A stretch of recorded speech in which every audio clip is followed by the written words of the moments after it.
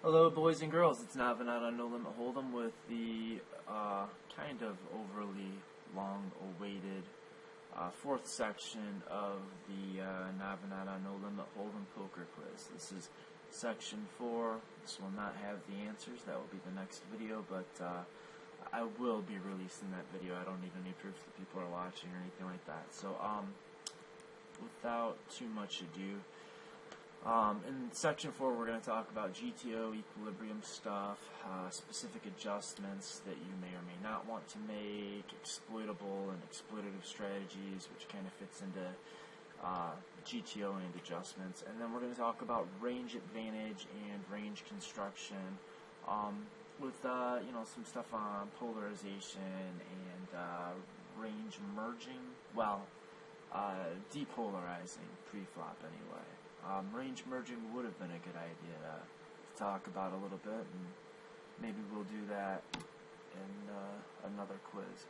Okay, so section 4, question 1, we're just going to get right into it. This is a 4-parter.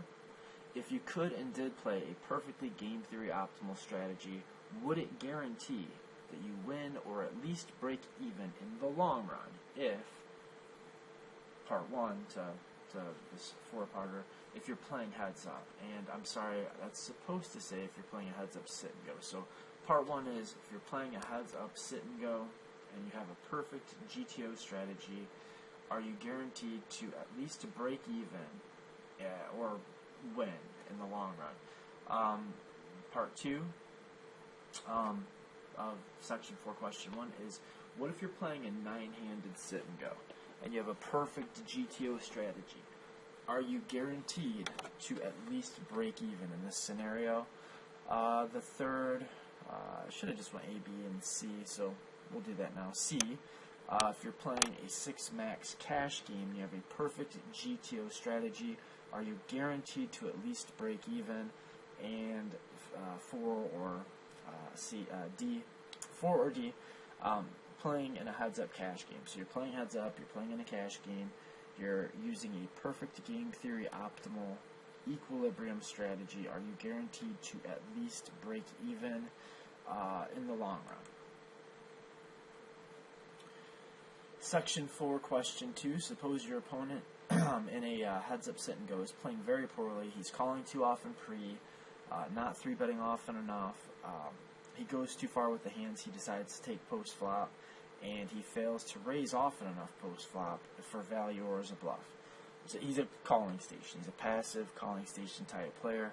Okay, are you going to be able to make more money or the most money by, playing a strictly game theory optimal or as close to equilibrium, that's approximate equilibrium strategy, as you know how to play, or playing fewer hands than an equilibrium strategy would have you playing, or playing more hands than a GTO strategy would recommend or call for? So again, our opponent's a calling station. We somehow have a pretty good idea of what equilibrium looks like in whatever the game state is. Are we better off just sticking with that, or could we maximize? And I shouldn't say are we better off, because then you could bring in notions of safety and bankroll and things like that. But the real question is, we know our opponent's playing poorly. Do we do better in pure EV by playing fewer hands than an equilibrium strategy would suggest, by playing more hands than you would at equilibrium, or staying as close to equilibrium as possible against this opponent? Section 4, question 3. If your heads-up opponent plays far looser and more aggressive pre-flop and post-flop, could you improve over GTO by tightening your range and playing fewer hands than at equilibrium, or by playing more hands than you would at equilibrium? Or is a GTO, if you could solve the game theory, solve for GTO in the situation, you knew exactly what the equilibrium looked like, would you do better by sticking with it, or could you improve upon it in strictly terms of EV by tightening your ranges or by widening your ranges? Okay, section 4, question 4, we're going to look at a toy game. Now, in this simple toy game, you and your opponent are each going to ante $1, and you're going to be drawing one card from a deck. You're going to be drawing one card from a deck that's 50% aces and 50% queens. So you will always draw just an ace or just a queen, and your opponent is going to draw from a deck that has nothing but kings in it. Now, after you've drawn, your opponent is going to have a forced check option, so he just will auto check, and then you will have the option to either check back and go to showdown, whoever has the highest card wins the $2 pot, or making a $2 wager, and if you choose to make a $2 wager, your opponent can then choose to forfeit the pot to you by folding, or he can call, putting another $2 into the pot, and if you were bluffing with a queen, he wins with his king. If you were value betting an ace, he loses to your ace. Okay, so that's the game. And if you can find somebody, well, I don't want to spoil anything. So, section 4, question 4A. Okay, hero and villain's equity in the game are each exactly 0. So this is like a multiple choice. So, would the answer be regarding their relative expectation in this game? Would the answer be A, hero and villain's equity in the game is exactly break even? B, villain has a slight advantage, the guy with all of the kings. Or C, hero has an advantage, and again that's the player with the ace and the queen and the option to bet or check back. Okay. Section 4, questions 5 through 7. Okay, you are sitting down in a 9-handed cash game.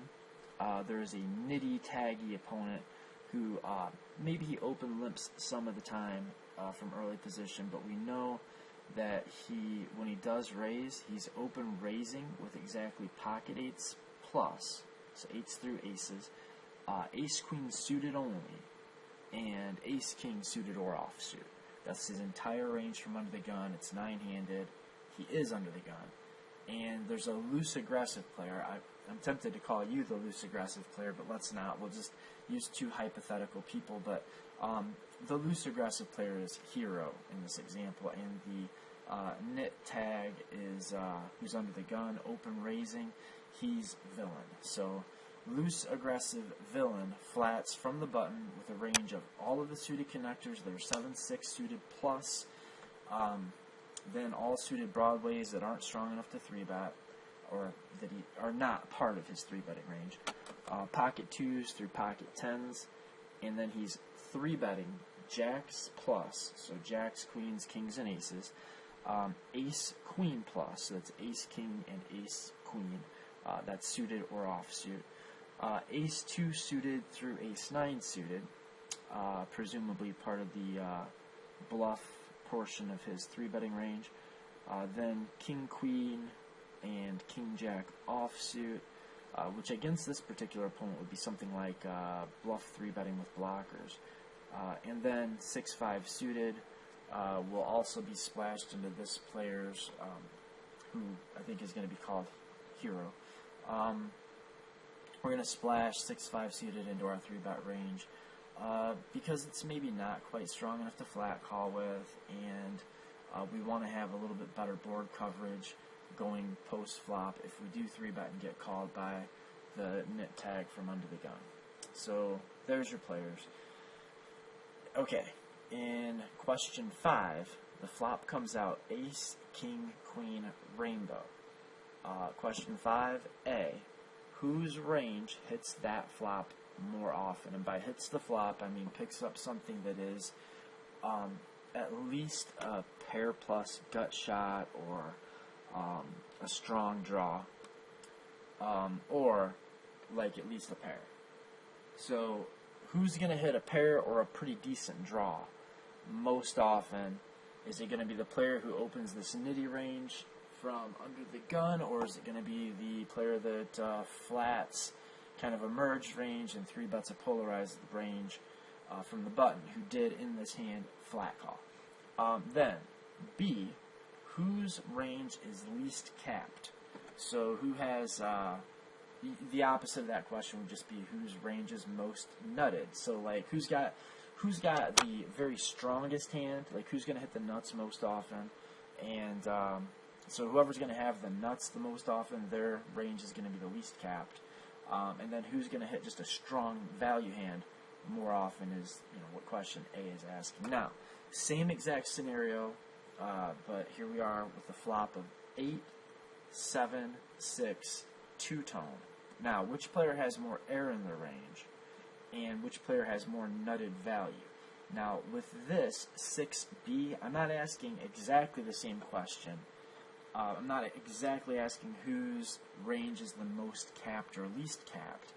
I'm just saying who's flopping more super strong hands. And I guess for the sake of argument, we'll call anything that is a set or better, like a set, a straight. A set. Who's going to have the most sets? Who's going to have the most straights? So who's going to have the more? Those are what we mean by nutted value with a flop texture like this. That's basically all we mean by nutted value are sets and straights. So who's going to have the more nutted value in the range? And then A was who's going to just whiff completely more often. And question 7. Whose range is stronger on the flop? Queen, Jack, 10, rainbow. So Queen of Clubs, Jack of Diamonds, 10 of Spades. We're still looking at our 9-handed cash game. We're still looking at the nit tag opening from under the gun, the loose aggressive player flatting from the button. Whose range on this flop is just going to be stronger overall? So stronger is going to be, and it's not always that easy just to ask a question like whose range is stronger here. And I think most of the time it's better to look at things a little bit less black and white, or a little bit more detailed than that, and ask questions like, well, who's got more air? Who's got more nutted value? Who's got more value? Who's more capped? Who's less capped? But in this scenario, I think we can actually identify one player who has less air, more good value, more like pure value and nutted value, and also the least capped. So, or at least the strongest concentration of nuts compared to air or bluff catcher, etc. So, whose range is stronger? I think we can actually answer for this. Okay, you're playing 100 in Section 4, Question 8. You're playing 100 big blinds deep, heads-up cash game. You begin by opening a range of 75%, and you're opening for 3 times the big blind with an exploitable fold versus 3-bet. So you're opening a lot, and you're folding to a 3-bet often to start because you are expecting your opponent to not 3-bet often enough. So if he's not going to 3-bet as often as he should, that means you can fold to those 3-bets more often. Villain begins to combat your strategy by 3-betting a wider range than you expected, and we're also going to say wider than is GTO, and he's using a larger sizing. He's going to be going, he's 3-betting often, and he's using 10 times the big blind. So you're opening for 3 bigs, he's popping it to 10 more often than Equilibrium would even have him play, which is way more often than we were expecting him to do it. So, do we agree with his adjustment? So, based on our strategy, if he knew our strategy was to open 75% for 3 times the big blind, but then fold versus 3-bets very often, would it make sense for him to make this adjustment? And does it make sense in such a way that that incentivizes us to make an adjustment to his adjustment? So this is like a multi-parter here. So do we agree with his adjustment to our strategy, and does it warrant an adjustment from us? So should we readjust? And if Villain is 3-betting way too often using a large sizing, and we did decide that we wanted to adjust, how might we want to do that? Like, what kind of adjustments do we think we should be making to a player who's 3-betting more often than Equilibrium, and he's using a pretty big sizing? What does that adjustment look like, or what do those adjustments look like? Section 4, Question 9. What is meant by a polarized versus a linear 3-betting range? So, what's the difference between polarized or depolarized when we're talking about 3-bet ranges? like, how would you define each? How do you define a polarized range? How do you define a linear range, or depolarized range, or merged range? What's the difference between those two types of ranges, polarized or not polarized? And I guess there's more than one way to depolarize. So let's just say polarized versus linear. What are the differences between a polarized and a linear three-betting range? What is meant by each? And question 9b, how do we determine when it makes sense to polarize a three-betting range? Question 9c, what should cause us to depolarize our three-betting range? And I want to get a little more specific. Let's actually say that C is what should cause us to three-bet a linear range, not just depolarized, but to actually, I don't want to give away the answer to A, but to actually three-bet a linear range. And finally, section 4, question 10. Okay, assuming we are in a pure polar versus bluff catcher post-flop scenario, where we are the player that has the polarized range, and villain is playing a 100% bluff catcher range. What is the best way to size our bets and raises on each street to maximize the EV, assuming that we're playing at equilibrium and so is our opponent, of our entire line overall? So, e.g., we check raise the flop.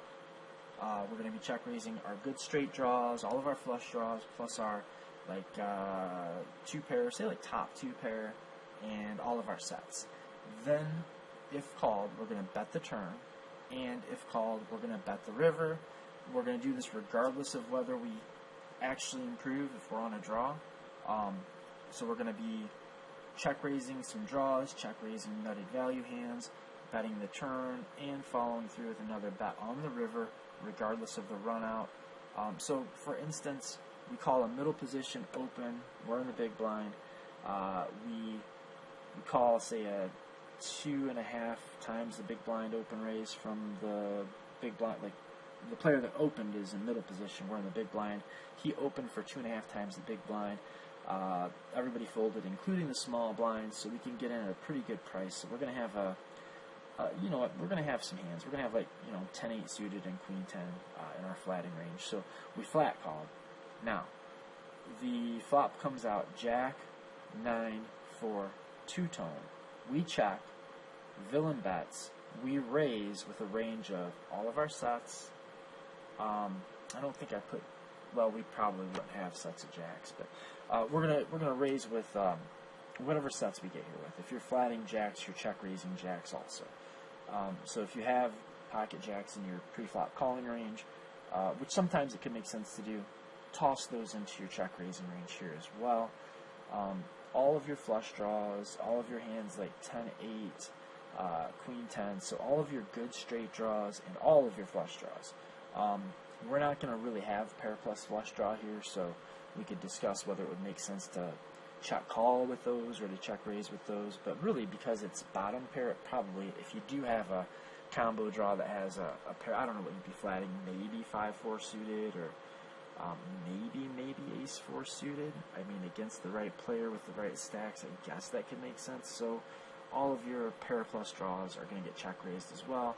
Just going to look at those as just really extra equity to possibly hit like another 4, or if we're check raising something like the ace of spades, 4 of spades, then we have any spade, any 4, and any ace to improve that will allow us to continue betting for value. So we're check raising a polarized range. All of our draws that are good, and all of our sets, and just nutted value hands, right? Jack 9, we're going to check raise, so top 2. We shouldn't make it here with any other 2-pair combos, so we're check raising all of our tops, or all of our 2-pair combos.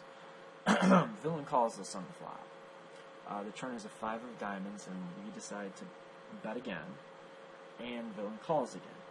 The river is the king of diamonds, and we decide to bet again.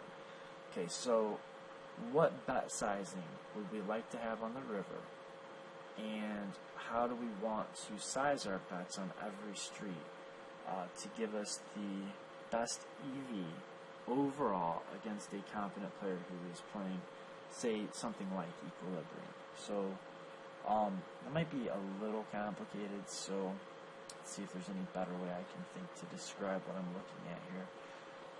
If you know the answer, you're going to know that you know the answer, and if you don't know what the answer is, you might be able to come kind of close. So I guess it doesn't make that much sense for me to beat you up on the particulars. You'll know if you know, and you might think you know even if you don't exactly know, and you'll be close, and you'll certainly know if you have no idea what I'm talking about. Of course, things like stack size are going to matter. They're going to come into play. But if you understand what I'm asking and you get the answer, you'll realize that stack sizes, as long as they're ballpark normal, you're not like 2,000 big blinds deep here, it doesn't matter as much as you might think. So there's a hint. Yeah, the stack sizes don't matter that much. They really don't. Not when you're in a pure polar versus bluff catcher situation where you're looking to check raise, flop, bet, turn, and river. Okay, so hope you enjoyed the quiz. I will try to get the answers out tomorrow. Don't hold me to that. I do have a lot of stuff going on tomorrow. And if you have any questions about, I don't know, things I said but you're not sure how I meant or anything at all, throw them in on the comment section. I always love to hear from you guys. And until next time, good luck.